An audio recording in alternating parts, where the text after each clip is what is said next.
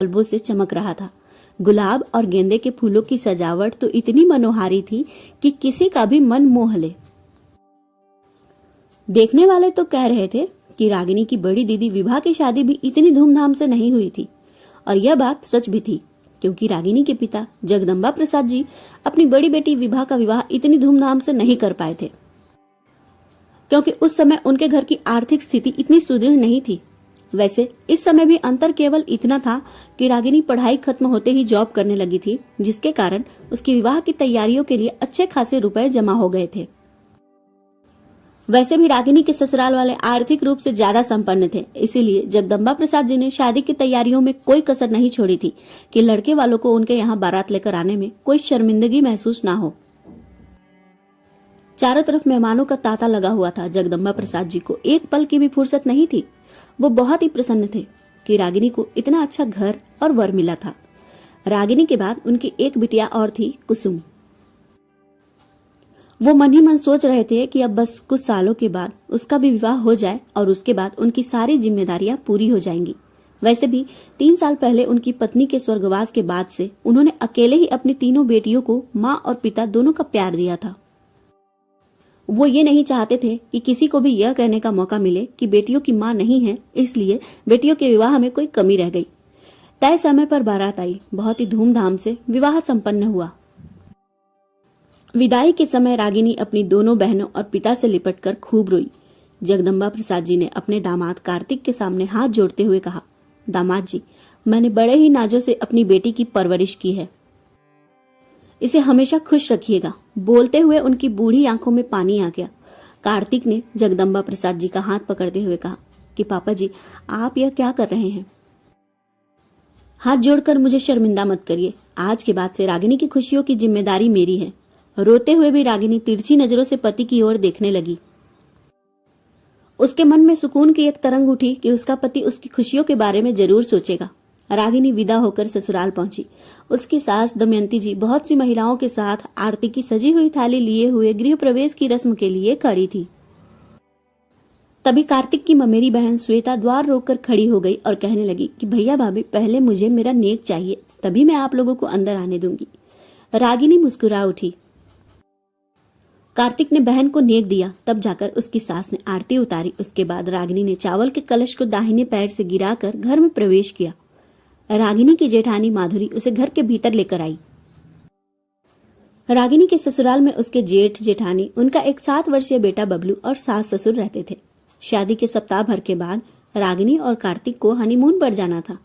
उसके जेठ जेठानी ने शादी के गिफ्ट में उन्हें मसूरी की टिकट दी थी, साथ ही 5 स्टार होटल में बुकिंग भी करवा दी थी। रागिनी और कार्तिक बहुत ही खुश थे।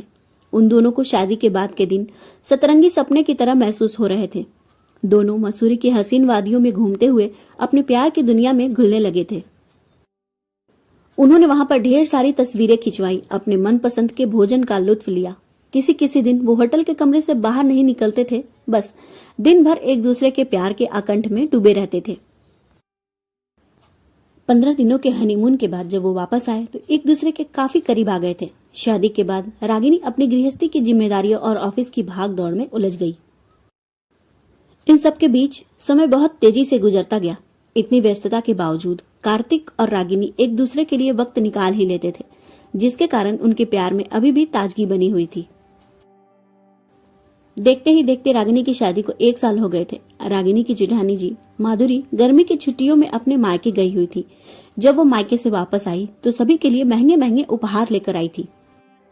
रागिनी की सास दमयंती जी बड़ी प्रसन्न हुई और छोटी बहू को सारे उपहार दिखाते हुए कहने लगी कि देखो, बहू जब अपने मायके से आती है तो ससुराल वालों के लिए कितना कुछ लेकर आती है। रागिनी भी जेठानी के वापस आने से बहुत प्रसन्न हुई थी, लेकिन उसने उपहारों पर ज्यादा ध्यान नहीं दिया। 2 महीने के बाद रागिनी को भी मायके जाना था। उसकी सास ने बहुत उम्मीदें लगाई थी कि रागिनी जब मायके से वापस आएगी तो सभी के लिए महंगे महंगे उपहार लेकर जरूर आएगी। रागिनी जब 20 दिनों के बाद मायके से वापस आई तो मिठाई और फल वगैरह लेकर आई थी। उसकी सास मुंह बनाते हुए बोली, बहू, हमारे उपहार कहाँ हैं? रागिनी आश्चर्य से बोली, कौन से उपहार मम्मी जी? दमयंती जी गुस्से से बोली, तुमने देखा नहीं था?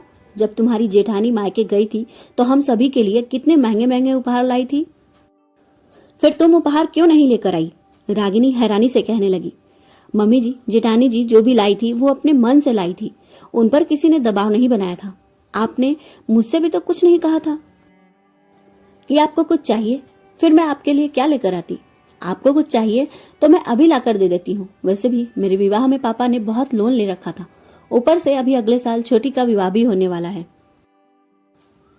मेरे घर की आर्थिक स्थिति इतनी अच्छी नहीं है कि जब भी मैं मायके जाऊं तो मेरे पापा सबके लिए इतने कीमती उपहार दे पाए। वैसे भी मैं जॉब करती हूँ तो अपनी सैलरी का आधा हिस्सा आपको दे देती हूँ। मैं तो अपने पापा की भी कुछ मदद नहीं कर पाती, ऊपर से मैं अपने पापा पर और बोझ क्यों डालूं? दमयंती जी गुस्से से बोली। हे भगवान, बहू तुम्हारे घर वाले कंगाल है क्या, जो लेन देन करना भी नहीं जानते? सही बात है भाई, तुम्हारी माँ नहीं है ना, तुम्हारे पिता को क्या पता होगा कि बेटियों के ससुराल वालों को क्या क्या देना चाहिए। यह सब सुनकर रागिनी की आंखों से आंसू बहने लगे और वो सिर झुकाकर अपने कमरे में चली गई।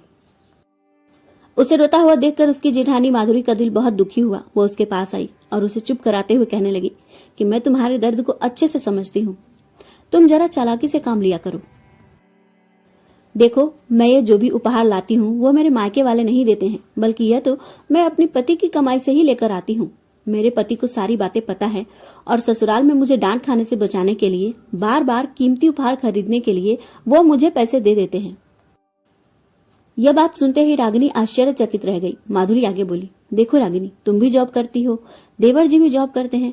आज से तुम जब भी मायके जाओ तो भले ही अपने पापा से रुपए मत लो, लेकिन अपने रुपए से ही सबके लिए कीमती उपहार खरीद कर ले आया करो। रागिनी ने अपने आंसू पोंछते हुए स्पष्ट शब्दों में कहा, नहीं दीदी, यह तो गलत बात है ना। हर बार लड़की के मायके वालों से इतनी उम्मीदें क्यों लगा ली जाती हैं? वो लोग जिंदगी भर बेटी के ससुराल में कीमती उपहार ही भेजते रहेंगे क्या? उन्होंने अपनी बेटी ब्याही है, कोई गुनाह नहीं किया है कि वह जिंदगी भर इसकी कीमत चुकाते रहे। वैसे भी माता पिता अपनी बेटी को विदा करके बहुत बड़ा त्याग करते हैं। ऊपर से मैं भी जॉब करती हूँ, मेरी सैलरी का आधा हिस्सा मैं सासू माँ को दे देती हूँ। इसके बाद भी अगर वह उम्मीद लगाए हुए हैं कि मैं अपने पापा से कहूंगी कि वह और खर्च करें, तो यह सब मुझसे नहीं होगा। और वैसे भी हमारे घर में किसी चीज की कोई कमी नहीं है जो मैं अपने पापा के आगे हर चीज के लिए हाथ फैलाती रहूं। देवरानी की बातें सुनकर माधुरी ने सिर झुका लिया। इतने सालों से वो अपनी सास के खिलाफ कुछ बोल कहां पाई थी। वो तो उसके पति अच्छे हैं और उसका साथ दे देते हैं, इसलिए मायके की इज्जत बनी हुई थी। लेकिन आज रागिनी की बातों ने उसकी आंखें खोल दी थी। उसने रागिनी से कहा कि तुम बिल्कुल ठीक कहती हो, आगे से मैं भी मम्मी जी को साफ साफ मना कर दूंगी। इतने साल हो गए हमारी शादी को, अब क्या मेरे मायके वाले जीवन भर मेरी ससुराल में उपहार भिजवाते रहेंगे? शाम को भी दमयंती जी का मुंह फुला हुआ था। कार्तिक जैसे ही ऑफिस से वापस आया तो उन्होंने शिकायत करते हुए कहा, बेटा, तेरी पत्नी मायके गई थी और वहां से हमारे लिए कुछ लेकर भी नहीं आई, ऐसे ही खाली हाथ झुलाते हुए आई है महारानी। कार्तिक ने कहा कि माँ, आपको क्या चाहिए, आप बोलिए, मैं आपको ला कर दे देता हूँ।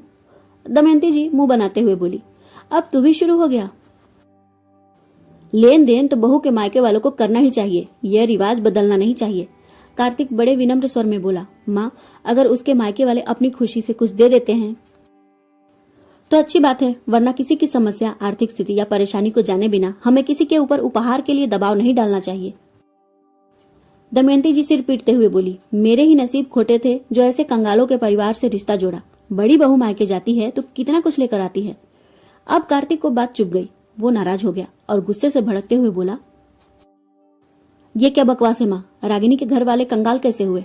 एक तरह से देखा जाए तो आपकी इस हरकत से लग रहा है जैसे हम ही कंगाल हैं और हर चीज के लिए हम हमारे घर की औरतों के मायके वालों पर ही निर्भर हैं। हाँ, हम ही कंगाल हैं, तभी तो आप बहू के मायके के भरोसे बैठी हुई हो। आपके दोनों बेटे कमाते हैं, आपको जो चाहिए आप अपने बेटों से कहिए। और अगर आपकी बहू मायके जाती है तो उनके घर वाले जो भी खुशी से दे देते हैं उन्हीं में खुश रहना सीख लीजिए। बड़ी भाभी के मायके वाले अपनी खुशी से उपहार देते होंगे। अगर रागिनी के मायके वाले कुछ नहीं दे रहे हैं तो भी इसमें बुरा मानने वाली कोई बात नहीं है। आज रागिनी की जेठानी माधुरी भी चुप नहीं रह पाई और उसने भी कह दिया कि सासू माँ, मेरे मायके वाले भी यहाँ कोई उपहार नहीं भिजवाते हैं। वह तो मैं आपके बेटे से रुपए लेकर ही उपहार लेकर आती हूँ ताकि आपके ताने नहीं सुनने पड़े। लेकिन देवर जी और रागिनी की बातें बिल्कुल सही हैं। लड़की वालों ने बेटी विदा करके सच में कोई गुनाह नहीं कर दिया होता है जिसकी कीमत उन्हें जीवन भर चुकानी पड़ती है। बेटे और बहू की बातें सुनकर दमयंती जी बहुत नाराज हुई, लेकिन बदलाव की लहर जो चल पड़ी थी वह